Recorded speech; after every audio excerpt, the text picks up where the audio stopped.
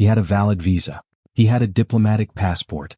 He had his FIFA accreditation and every document required. He was 34 years old, the best referee on the African continent, and the first Somali in history selected to officiate at a FIFA World Cup. He was questioned for 11 hours. He was placed in a holding cell, and then he was sent home. This is the story of Omar Artan, and what happened next is something football will not forget. Omar Artan was born on the 6th of June 1992 in Mogadishu, Somalia, a city and a country that has lived through decades of conflict, instability, and hardship that most people watching football from their living rooms will never fully understand. He did not choose football as a player. He chose it as an official. He chose to be the person whose authority on the pitch is the foundation on which every match is built. That choice, made in one of the world's most difficult environments, became the starting point of one of African football's most remarkable careers. He worked his way through local football in Somalia. He earned a place on the FIFA international list in 2018. In January 2024, he made history by becoming the first Somali referee ever to officiate at an Africa Cup of Nations.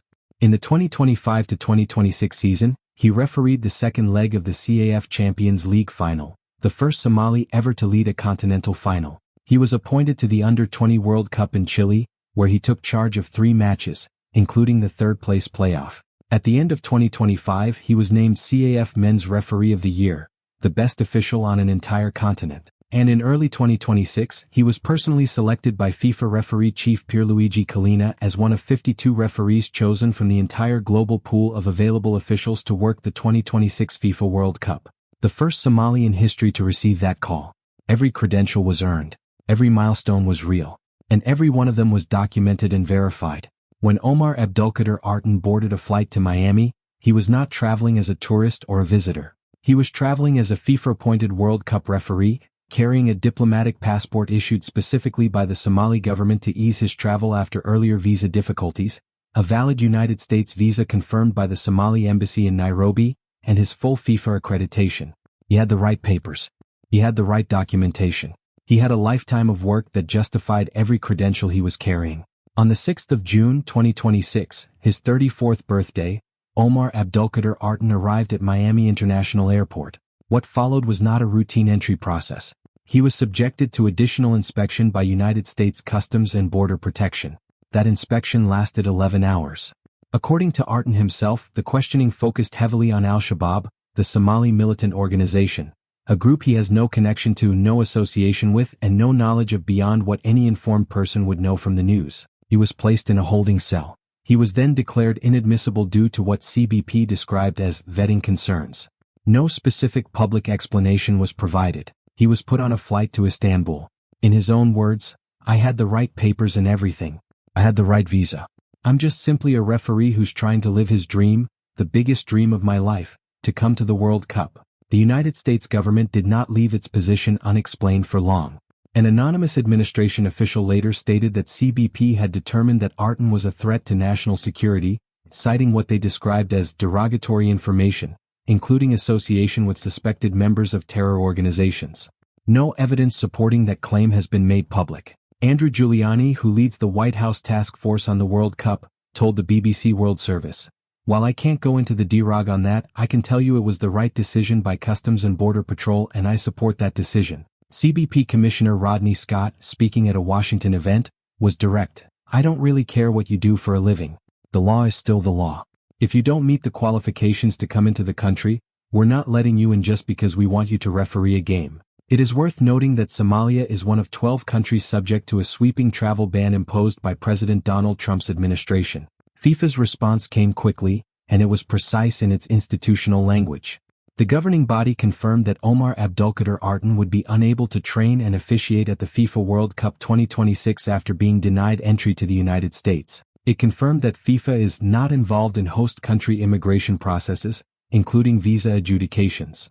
It confirmed that a host government ultimately determines who receives a visa and who is admitted into their country. It confirmed that his status will not be changed at present. And it confirmed one decision that carried genuine weight. Artan would receive his full tournament fee, every payment, every bonus, the same compensation as every other World Cup official, despite not officiating a single match. That financial decision matters. It is a formal acknowledgement that what happened was wrong, even if the language surrounding it never says so directly. What FIFA did not do is equally significant. There was no public condemnation of the decision. There was no advocacy on Artan's behalf. When FIFA President Gianni Infantino was asked directly about the situation, he told journalists to chill and relax, and moved on with a hot dog joke at his next press conference. The contrast between that response and the gravity of what had happened to one of the governing body's own selected officials was not lost on the football world. There is also a structural dimension to this story that deserves full attention. All 52 referees and 88 assistant referees at the 2026 World Cup are part of what FIFA calls Team 1, a single, centralized officiating group managed from a training hub located in Miami, Florida. Officials are not assigned separately by country. They are not deployed independently to matches in Canada or Mexico. Every official must be physically present at the Miami hub for training, preparation, and security protocols before being assigned to any match anywhere in the tournament. Because Artan was denied entry to the United States, he could not access the Miami hub. Because he could not access the hub, he could not be part of Team 1. And because he could not be part of Team 1, he could not referee in Vancouver, Toronto, or anywhere else. This was not a structural inevitability. It was a choice that FIFA made when organizing a tournament co-hosted by 3 countries, to centralize the entire officiating infrastructure in just one of them. And then Canada spoke, and it spoke clearly. David Eby is the Premier of British Columbia, the province whose city of Vancouver is hosting 7 World Cup matches, including knockout round fixtures. He went on social media and wrote that Artan would be welcomed and celebrated in British Columbia for what he's overcome and where he is today. And then he said 4 words that cut through every institutional statement and diplomatic deflection of the preceding days. Let's have him referee in Vancouver. Olivia Chow, the mayor of Toronto, a city hosting 6 World Cup matches including Canada's opening fixture against Bosnia and Herzegovina, released a full formal statement. She said that denying entry to Omar Artan, who had earned his place on the world stage through hard work and perseverance, was not right. She said, Toronto believes in fairness, inclusion, and giving talent the opportunity to shine. She said he would be welcome to referee in Toronto. And then she went one step further. She committed to writing directly to FIFA to formally request that Artan be assigned to matches in her city. Ontario opposition leader Marit Stiles echoed both of them, posting that Artan had earned his place on the world stage and calling for him to be welcome to referee at BMO Field. 3 Canadian leaders. 3 separate statements. All published within hours of each other. All saying the same thing to the same institution. You had the right man, you couldn't protect him, we will. But the Canadian offers, as genuine and as meaningful as they were, ran into the structural wall that FIFA had built. Because Artan could not access the Miami hub, the invitations from Vancouver and Toronto, however warmly meant, could not be honored within the tournament's own framework. A tri-hosted World Cup with officiating infrastructure entirely dependent on one host country had made it impossible. The invitation was genuine. The system made it symbolic. The global response was extraordinary. World Health Organization Director General Tedros Adhanom Ghebreyesus wrote publicly, "You reached the summit of your profession and inspired a generation back home just by getting there, and being kept off the pitch you earned doesn't change that. This won't be the end of your story on the world stage." Somalia's President Hassan Sheikh Mohamud called Artan personally. The Prime Minister of Somalia, Hamza Abdi Barre, said he had won the hearts of millions and secured his place in history. Former Somali President Mohamed Farmajo shared his personal phone call with Artan publicly. Ian Wright, the former England striker and widely respected football pundit, called the tournament a World Cup of chaos, saying, "Every few hours it's another story about fans denied, player denied, officials denied, journalists denied, now refs. It's not funny. It's actually not funny, and something has to be said." When Artan landed in Mogadishu, thousands of people filled a stadium, not for a football match but for him. They carried flags. They carried photos of him. And Artan himself, with a composure that spoke more clearly than any press statement, said, "What happened has happened and it was fate. Somalia is ours, whether things are good or bad. I want to tell our youth not to lose hope in our country." And then quietly he made a promise. "I promise you, God willing, that I will attend the next one." UEFA understood what the moment required.